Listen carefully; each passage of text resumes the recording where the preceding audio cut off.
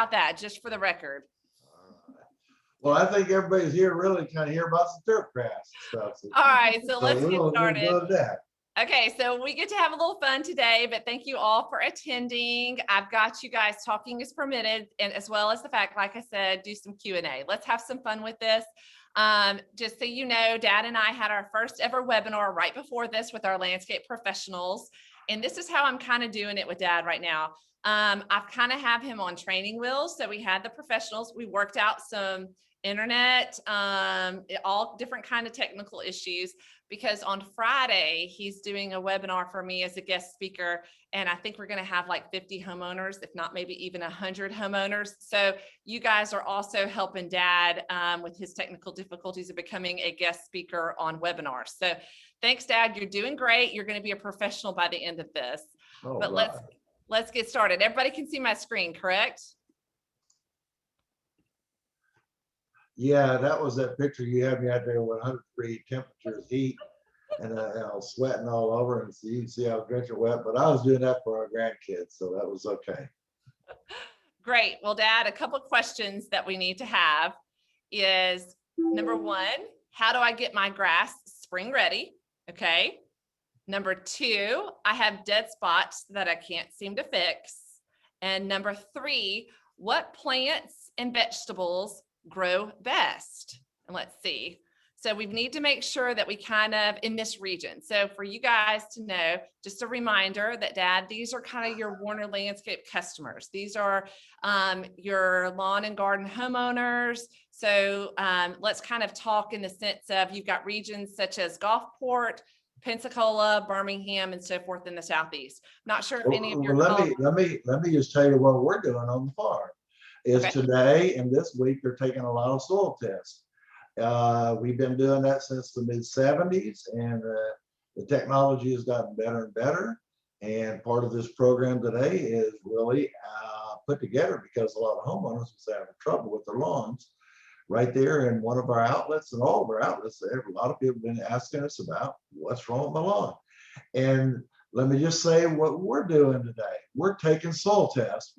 Nowadays, you have we call grid sampling, and they'll take, instead of one soil sample over 40 acres, now they're going to take 3 samples out of every 2 or 3 acres and combine that. We'll have soil tests all over the field.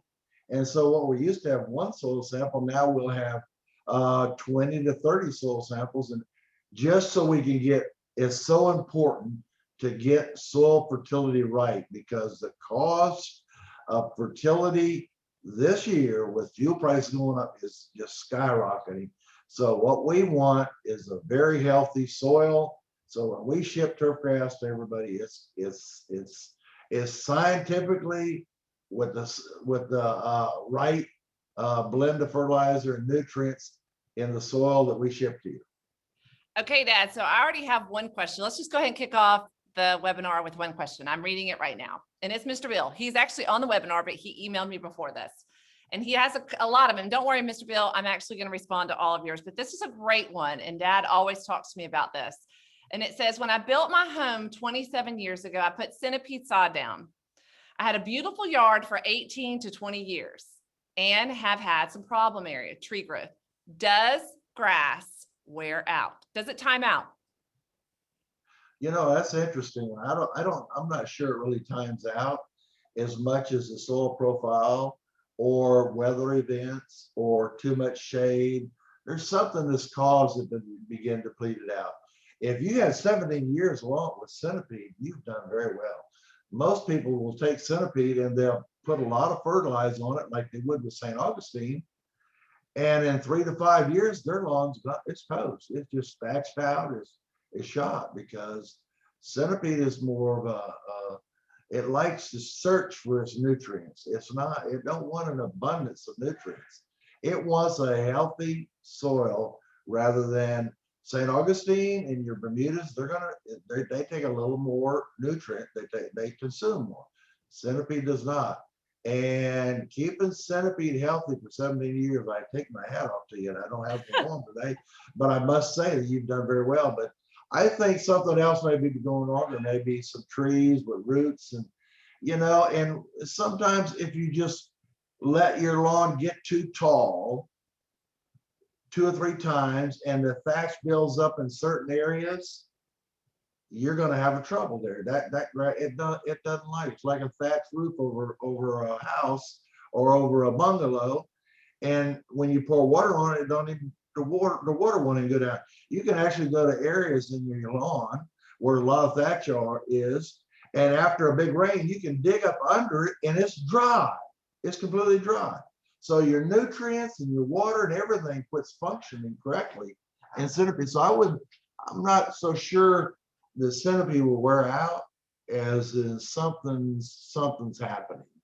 Well, I know one thing that you kind of preach also is, let's say here's the blade of the grass.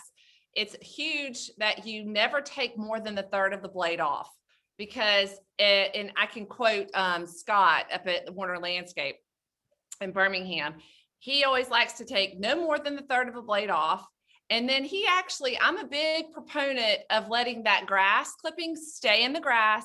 He is too, but he also said he likes every fourth mow to collect. So that's kind of Scott Garrett's kind of rule of thumb, Dad, on that is, we all know don't take more than the third of the blade. I'm a huge decomposer for that nitrogen, as well as the fact it helps the organic matter levels.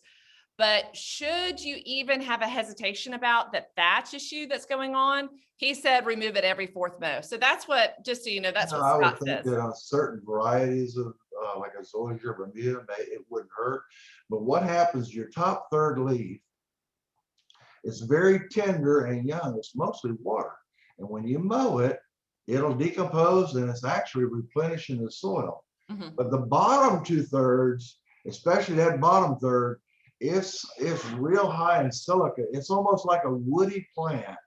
And that woody plant just don't compose very well. It can take 6 months to a year for it to compose. But that top leaf, now it'll decompose within a few weeks. Yes. Okay, Dad, let's look at that picture since we're talking about it. Here you go. Just a quick introduction for everybody on the call today. Here's Dad. He's on the left. I'm on the right. You can see Mom, Angela, Kimberly, We're and gonna Alan. have to get your hair cut like that again, Christina. No, Dad. No, I don't know why you guys let me do that. And I still don't know why you didn't put sunscreen on me. So you have been farming for over 100 years, generations of farming expertise. This is Dad. He's got one of the nation's leading sod farm producers. And Dad, you want to talk about it? Well, we're about to talk about it in a minute. You want to talk about where your farms and stores are? Yes, George Woerner has not been farming for 100 years, but my grandfather come from Germany. He was born in New York, went back to Germany, and then migrated south to a German community in Alberta, where he raised 17 children. My father was number 10. There was 8 of us. So we have been in agriculture from the very beginning. They had a small dairy and had a lot of satsumas and different things in our area, and they would take the Pensacola and paddle. But we've been in agriculture. When I got out of school in 1976, I married my high school sweetheart, and we went to work on the farm. And farming wasn't making a whole lot of money back then, but we were living out a dream. And my wife, she raised 4 of our children. And when we got into the turf business shortly after I got out of high school, it's just been a whirlwind run for many, many years. And we've done a lot of produce, thousands of acres of produce and everything. But the weather in our area, when you get 20 and 30 inches of rain, if you have potatoes in the ground or sweet corn or watermelon, it just destroys them crops. And the turf grass is very stable. And after a lot of rain, it'll still be there. And you may not realize this, but in Pensacola, we used to deliver eggs when I was a little child, about your age right there in that picture. And I'd ride in the back of the pickup and deliver eggs. And do you know what people did for the lawn back then? They would get out on Saturday and they would rake the dirt and rake up the oak leaves and everything. And their lawns were beautifully raked dirt. That is what I remember as a child, and how much we've changed since then. Yeah, you were talking on our last one, and then I'll go right to some of our messages and questions. You went from that time to now we're watching remote controlled lawnmowers that are GPS out in the yard. So the outdoor sector has seen a huge shift in your generation. And what I'm watching now is exactly kind of what the bullet point is. I'm a fifth generation farmer, and we're working to address the fact that over 70% of the population is dissatisfied with their lawn or garden.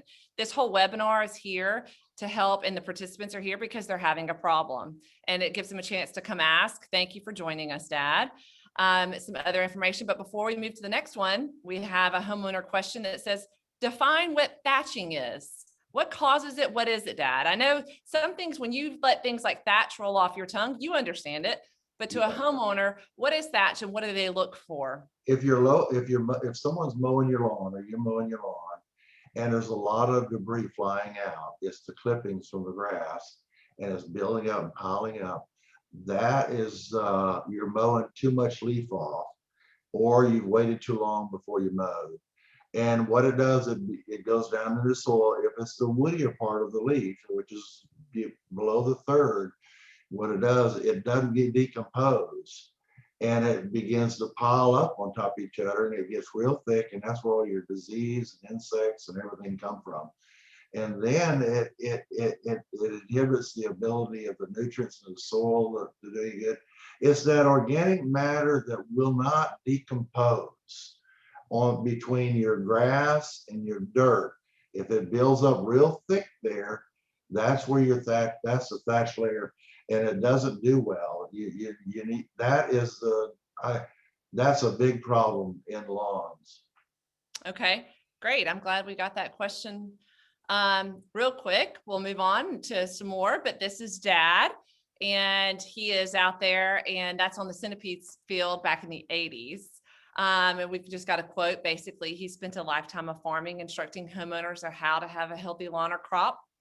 Found the only way to achieve this is start with premium crop and healthy soils. Woerner Farms, of course, Dad produces the highest quality turf grass in the U.S. And now Soil Kit empowers the homeowner and landscapers with a soil sample to provide accurate, professional, scientific results. So there's Dad right there. And we talked about it at a discussion the other night. I always thought we had CVs around the farm. I thought you were base to 16, but they said that was Grandpa, huh? Base is 16? Yeah, base is 16. Yeah, I think, if I remember, I was 16. Okay, you were 16. So we would say I was 16. Because the Bluebird I was either Bluebird on CB radio or base 16. So Mom would always buzz you because I'd be on the four-wheeler and she would put your supper in my lap and I'd have to four-wheeler it out. Of course, I was like probably 10 or 12 and I would drive it out to the Foley farm because you guys would be out on the lake crew. And so she would always call base to 16 from the car to let you know I was headed out there. But this picture right here is the sun rising over the Clarksville farm with some Palisade Zoysia. Just probably one of my favorite pictures of just absolutely beautiful grass from Woerner Farms. All right, Dad, so take it away. Talk about your couple different turf grasses that you sell. All right, in 2018, when the housing crash happened, we knew that we needed to make some changes. The industry was moving, and really for environmental purposes and everything, we needed to be able to use less fertilizer, less water, and still have a beautiful lawn. And we went to Texas, and Palisade was the #1 producer over there.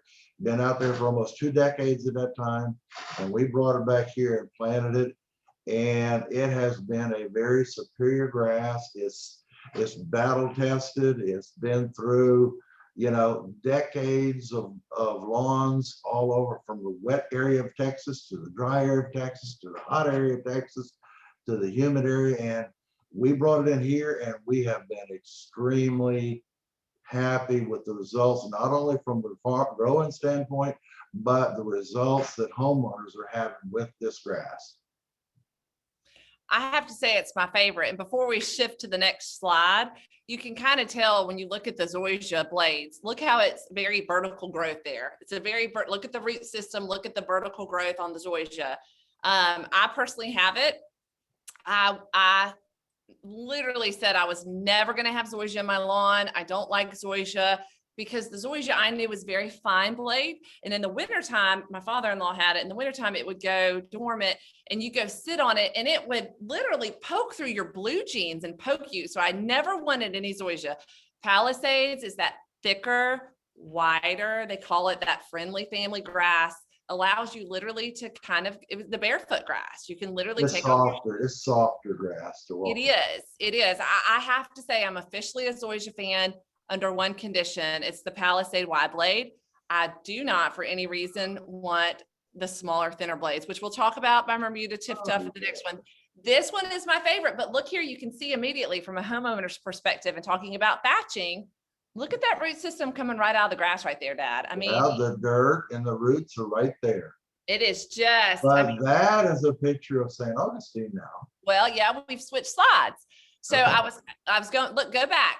So there's your Palisade Zoysia. Look at that root There's system. no thatch, there's really no thatch problem there. Yes, this is where I had thatch, disease, pest, you name it. I was always having it. Now, however, it is so soft. You could just lay on it and it would just make you feel great. But it is a more high maintenance grass. So take it away, Dad. This is, this was my favorite grass, was the classic Sanog. Yes, this is a variety that we found in 1980s, mid-80s, when we had these real hard freeze winters in our lawn, and where the house I grew up with, my dad, mom, and 8 children. We had this grass. We brought it in from another location. We traced it back 100 years.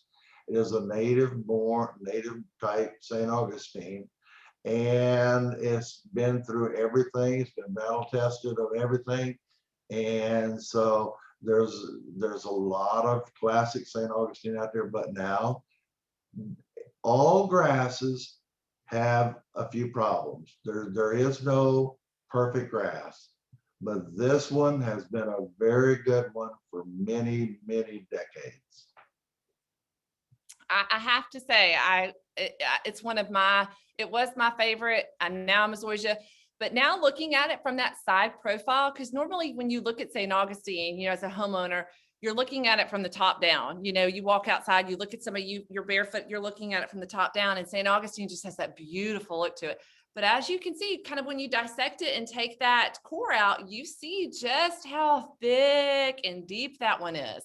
Yeah. So now let's go to my least favorite grass.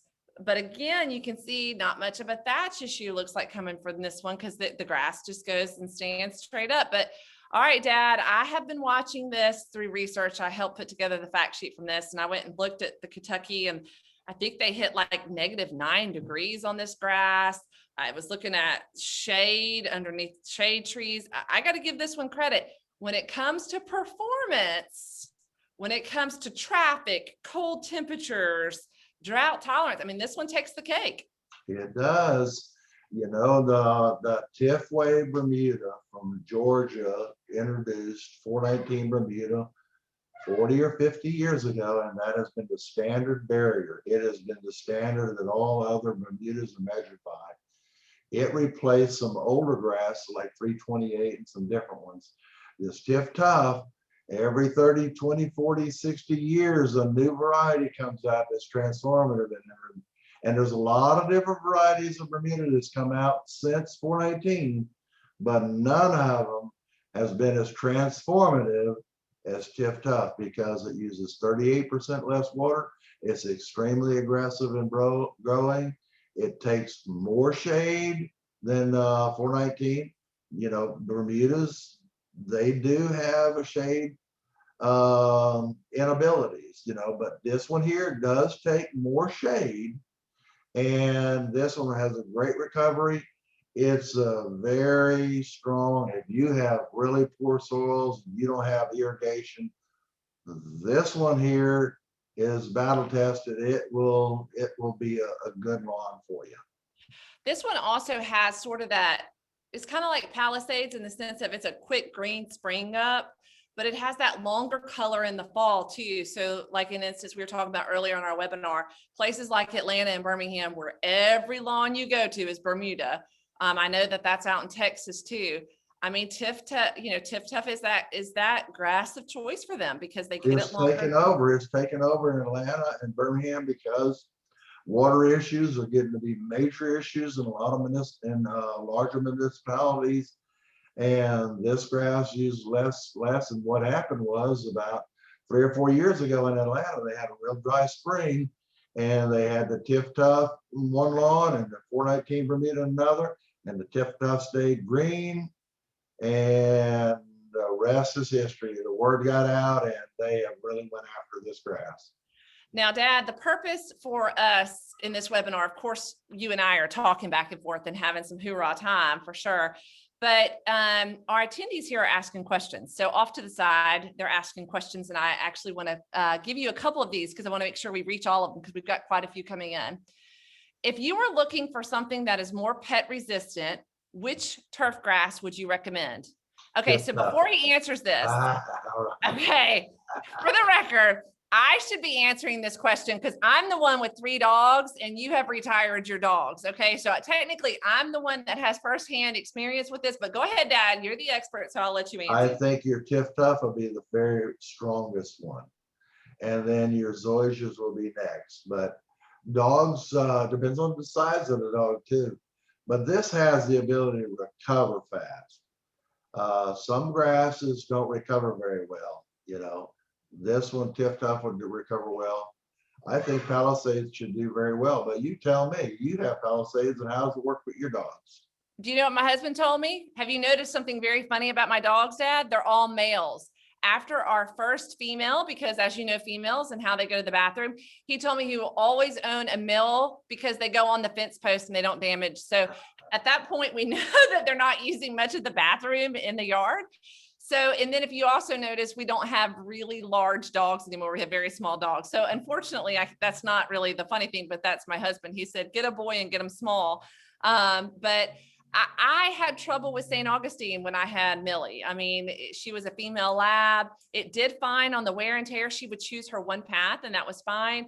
But it just seemed like it just took a heavier hit. I have to say my Palisades does not. I prefer the Palisades when it comes to pets. Okay, well, we got a bunch of questions, Dad, so I'm gonna get to it. I have a big problem. It's another homeowner. I have a big problem with my beach property having sand spurs. Do you have a great way to prevent sand spurs? Well, sand spurs is typically when there's nothing else growing there. I would ask what is growing there now beside the sand spur. Okay. You know, I'd like to know that. But the sand spur, it's man, I know what you're saying too. That thing, it'll bite you and it'll get on your clothes, and then if you step on it barefooted, it has a burr in there. It's like a fish hook, and it'll just bury into you. It's terrible. Our sand spurs that we had as a kid were almost on the border between our grass and where we started the farm. It was in that gray area of almost the yard stopping and the farm starting is where we would always get our sand spurs. Yeah, I think your sand spurs, because there's nothing really much there, and it's growing out of its natural habitat. It's being left alone, and I've seen that in fields that have been left alone. Sand spurs take over. It's going to be in a very sandy or soil, and you know, I don't know what would be the best answer for you there on that, other than maybe hoeing them out. Don't let them go to seed. The biggest thing is don't let them go to seed. If you can get them out before they go to seed, you're much better, because eventually they'll quit coming out. But something's going to carry them in. That sand spur is going to travel. Okay. All right. Best low maintenance grass that still looks good. I do my own lawn, and I don't have the time to do a lot. Which one's the lowest maintenance, Dad? I think your Palisades Zoysia is going to be very low maintenance. Centipede is, we call it a starvation grass, but you know, but if you put too much into it, it'll hurt you. I would say that your Palisades or your Emerald Zoysia would do very well. I'm going to agree with you on Palisades. I do very little and it does really great. Okay, Mr. Bill, any way to regrow my yard with seed, as the winter rye seems to grow very well? Why not a year-round yard? You could have a year-round lawn with your Tiff Tuff Bermuda, but if you have overseed with rye or something, or ryegrass, one of these miniature ryegrasses for winter and lawns, you're going to have a thatch area in the spring and summer. And centipede, if you put it out as seed, it's going to take 18 months to be a good lawn. And that doesn't do well with all that ryegrass. Now, if you're in Birmingham or up north, or even down here, if you have Bermuda in the summer, Tiff Tough, you could overseed it. But this is what you run into with overseeding in the South. In June or July of that year, you'll have an unseen enemy. And what it is these June meal bugs will come in, and June beetles, and they'll lay eggs. And under the soil, you're going to end up with these grub worms. And about July and August, when you get a lot of rain, underneath that grass, them grub worms, for some reason, they're just attracted to something that's been overseeded with rye. And in June, whatever grass you have there, that June beetle is going to lay eggs there, and it's going to give you a lot of grub worms that are going to eat your lawn up. Okay, Dad, I get the next question because it's garden, and I actually want this one. So we have a homeowner that says, I have a lawn that is 7.6 in pH, and I want to grow blueberries. I know I need to bring it down, but how? Okay, so let me talk about this because this kind of ties into soil kit, which we'll talk about a little bit further in the presentation.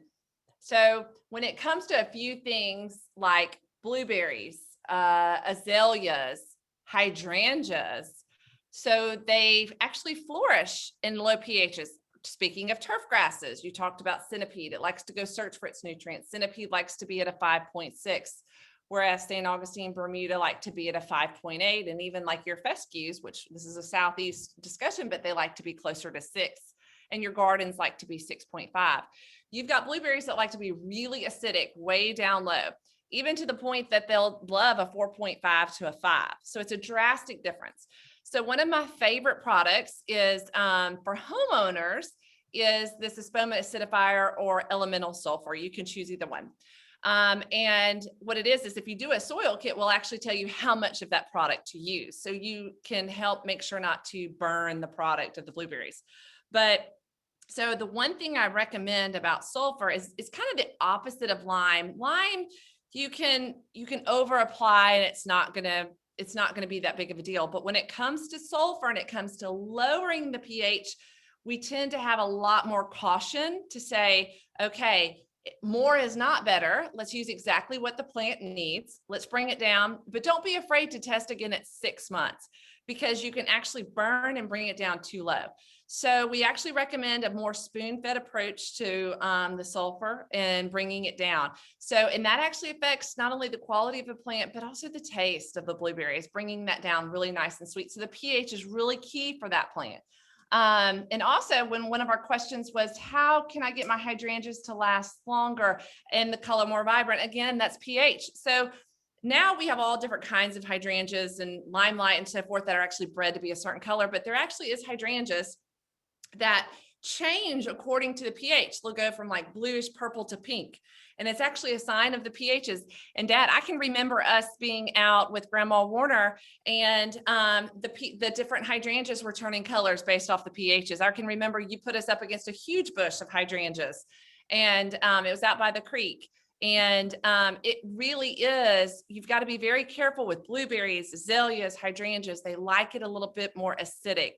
And let's see, we'll go through a little bit more. And I know we have some more. Oh, last question before we move on, because we're trying to get some of them. For Mr. Beal, I was told to use something to kill all growth replanting before you plant new sod yard. So if he's going to go put a new sod yard out, Dad, what do you recommend he does with what's currently there? Well, I mean, you can rotor till it up and kill everything that's there, or you could use some Roundup. The Roundup has, a lot of more discussion. I know that in agriculture, they use lots of Roundup. It's a common chemical used every day. Homeowners are using it. But if you don't want to use a chemical, I would recommend that you turn the water off and till it. And till it up until you begin to get it. You might have to do it a couple of times or 3 times so it begins to die out. That's what I would recommend. Either that or you box plate it off and till it up, but you need to get down to a soil level worse soil.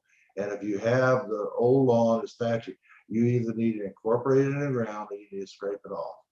So me personally, Dad, I'm a tiller, you know that. However, let's say somebody does use Roundup. How long do they need to wait before they plant the new grass? Because when you go kill something, you can't go put down new fresh sod the next day. Typically, it takes about 10 days for your crop to, whatever it is, to start dying, and it'll die back.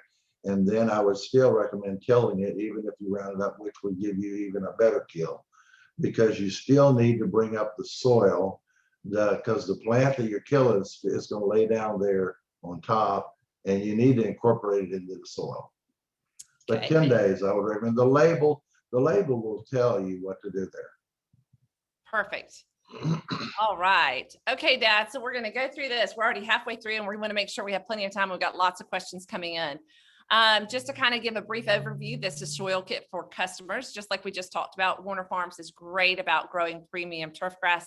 But if you don't start with quality soil, we're pretty much just throwing a good product at something bad. So what we are, Soil Kit, is a fully automated lab-based soil test and technology platform. So not only are we helping you with a quick and easy soil sample, we're involving some really great technology behind the scenes. Lots of homeowners don't know how many square feet they have. They don't know all kinds of different stuff. So basically, they just want to be told, what's my shopping list? You know, and let us do the heavy lifting. Let us figure out science and so forth, and we'll use some great technology. 5 easy steps: register, collect, mail, test, and report. And we'll send all this out to everybody. What is included in Soil Kit? So this is what's so great. We have pH, which is what I consider, and let's talk about the macros. pH is one of the most important, but macros NPK. So we're going to do a nitrogen assignment based off the crop species, but then you've got phosphorus and potassium, of course, your micros, and then magnesium, calcium, manganese, iron, copper, boron, buffer pH, CEC, which is cation exchange capacity. And now, which is really important to homeowners, is organic matter. They want to know that they're improving the quality and health of their soil along the way. Another great way of doing that is letting things, just like the grass blade, that top third, let things naturally decompose in your yard. There's already postage paid on the self-addressed stamped envelope. There's a brown soil sample bag. There's digital scientific results and also instructions that come with this. Just because we do have some homeowners on here, not sure who all is big into wildlife, but we also have, basically we do things for the deer plots. All right, I'm gonna watch this quick video real quick for everybody.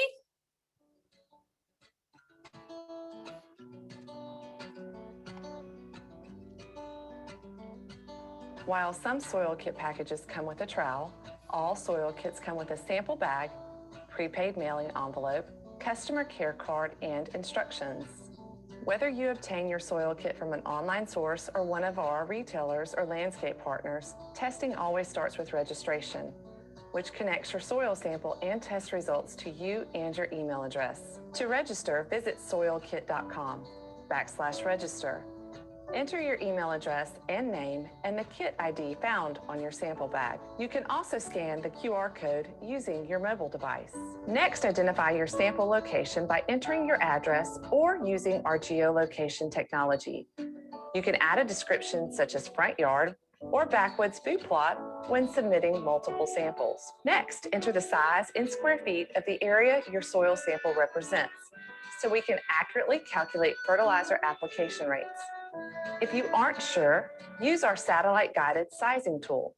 In most cases, we recommend one kit for every 10,000 square feet. After that, choose the type of crop or grass you are cultivating and confirm your registration. Now it's time to take your soil sample.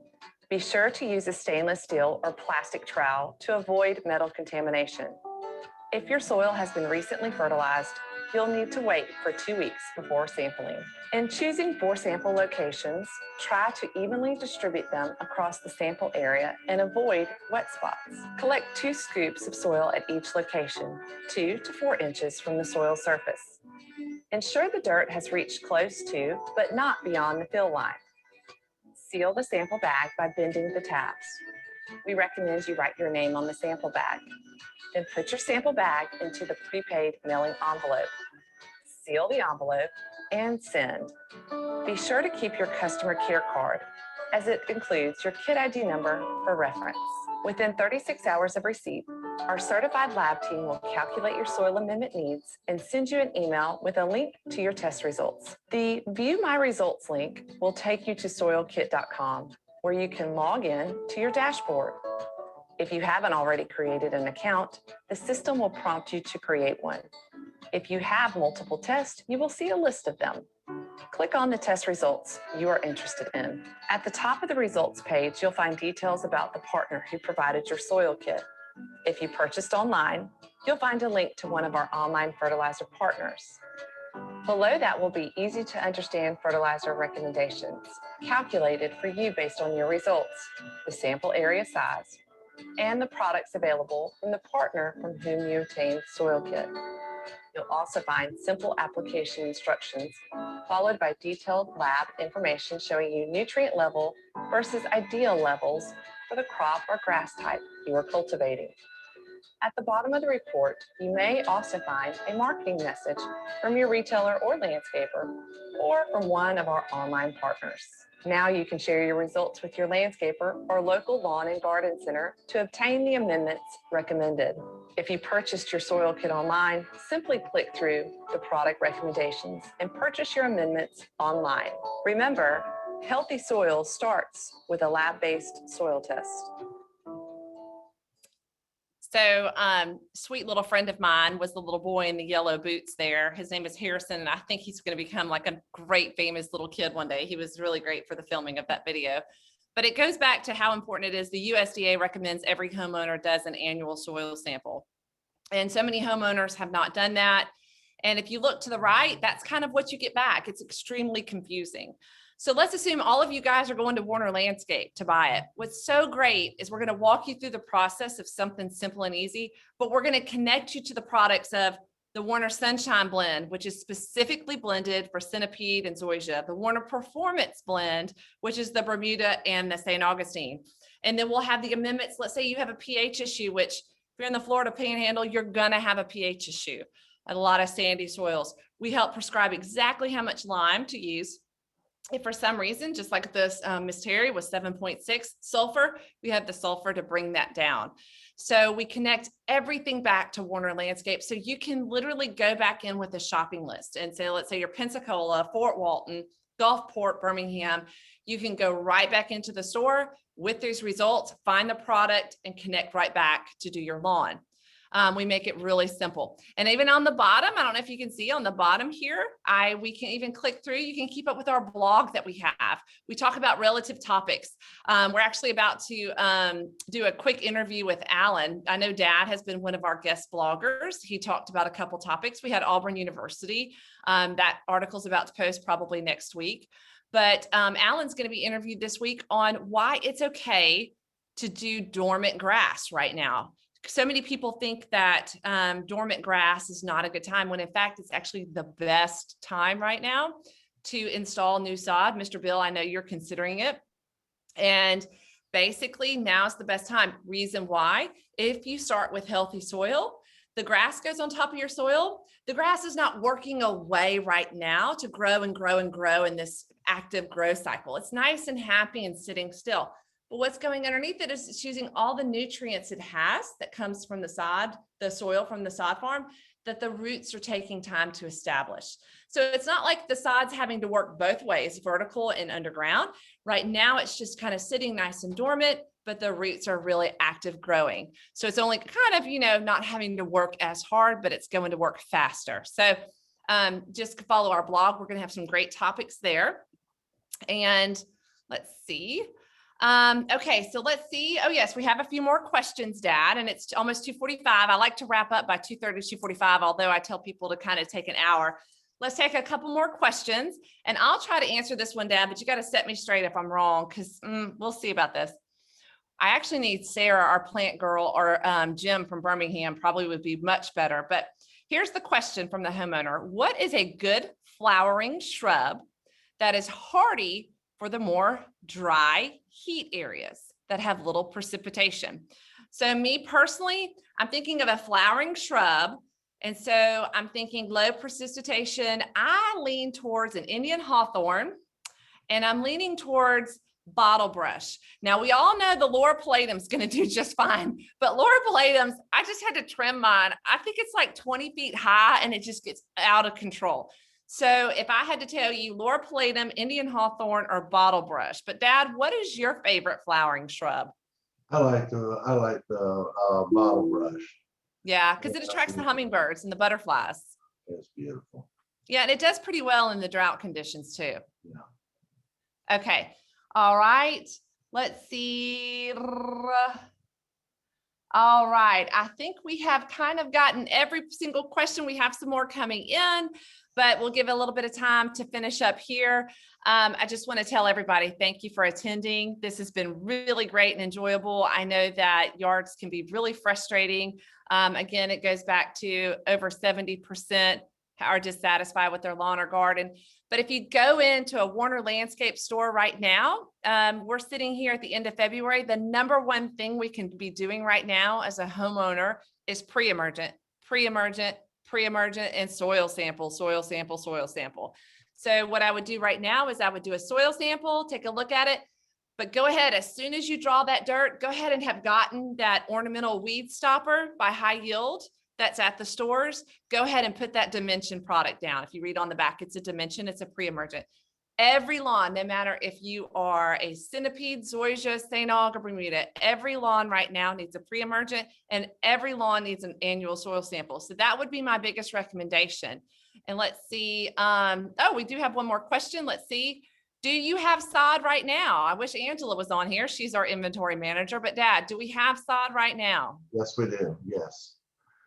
And let me just say this about homeowners. But if you have a sprinkler system and you have a lawn, the two things that I've noticed over the last 40 some years is people that mow their lawn early in the morning in the dew, which is a no-no, number one. And the number one issue though is over watering. Believe it or not, your lawn likes to get a little dry.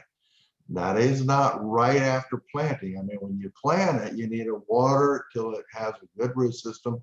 And when you grab the grass and it won't pull up again, it's time to turn the water down twice a week in the spring, maybe 3 times a week during the summer. Don't water little waterings, water a minimum of a half an inch if you got a little rain gauge or something. Just don't water every day. That's nothing but trouble. Dad, you're really right on that. Homeowners tend to think that a little bit every day is the way to go, but it is. I'd rather have the less frequent twice a week, half an inch, go really deep, and do that in the morning. Again, emphasize water in the morning, but not mow it early in the morning. Yes. And then I want to throw in a little funny thing.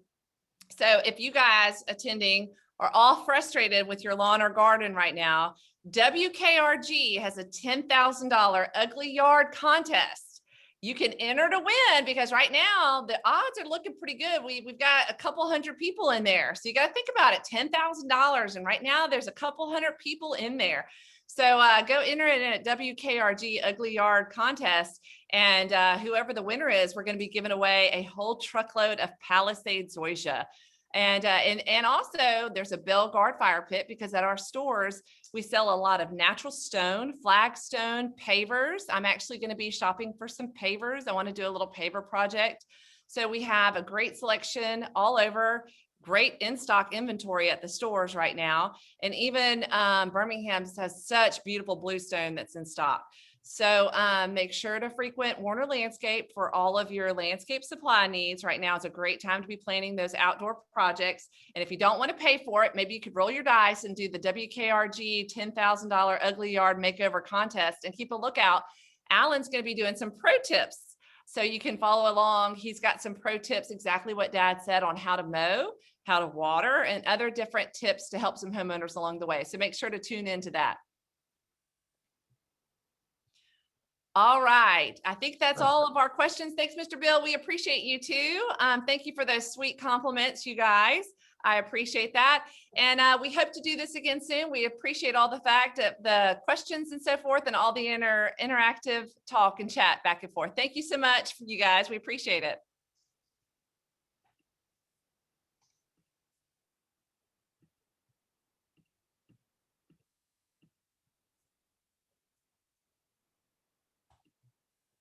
Oh, I missed a question from Miss